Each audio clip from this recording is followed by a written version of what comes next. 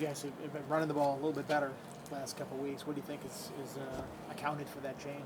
Yeah, I think the guys have. We made an emphasis on making sure that we put the ball in some of our playmakers' hands, and the offensive line has done a great job of working to control the line of scrimmage. And so I think we've gotten into a little bit of a rhythm, and hopefully we can build on that. What have you seen out of the development of Bashal and Malachi? Malachi especially coming off his best game of the season against Florida State. Yeah, those guys have worked extremely hard to just continue to improve on, maybe some of their deficiencies, finishing runs, reading the right holes. And so now I think they've gotten into a rhythm. They trust the scheme. They trust each other. And, it's paying off on Saturdays. You can't teach the amount of tackles they break, can you? No, that's all instinctive. I mean, he's a tough guy to tackle. He has a short, restricted surface area. He's really has a strong lower body, and he's very instinctive, has the ability to make guys miss. So, I mean, you combine all those things, man, and he's going to break some tackles. As a running back coach, what do you think of that hurdle that he does near the goal line? Do you like your guys going airborne? I mean, it worked. He got in, but do you like them jumping in the air? Yeah, like those are one of those things where you say no, no, no, yes, after they, complete the play. But, again, that's an instinctive move, and, you never want to take that creativity away from them, but I like for him to stay on the ground. What was your vantage point of his kickoff? From where I was standing, I knew what return was coming, and it opened up, and I was able to see him hit it.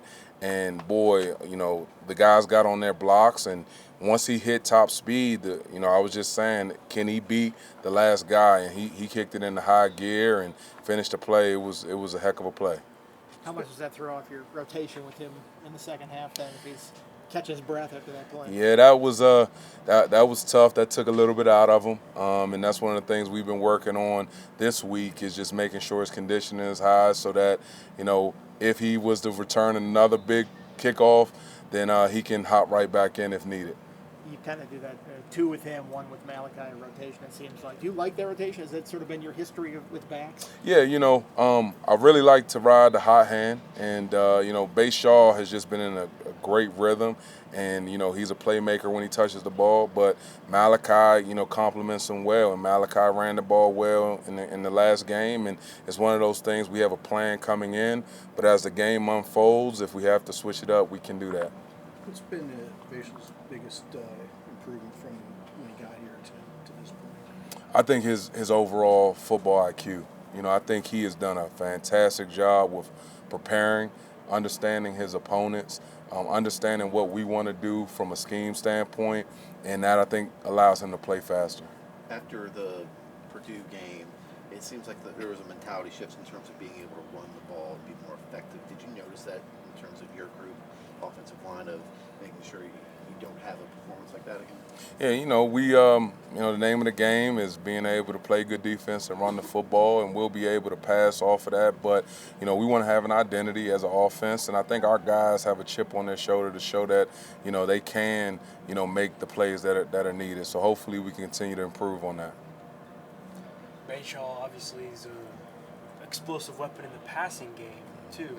How have you seen him kind of develop in that area of his game and catching balls out of the backfield? Yeah, he is very meticulous about, learning how to run routes and improve on his routes and understanding spacing and speed and timing.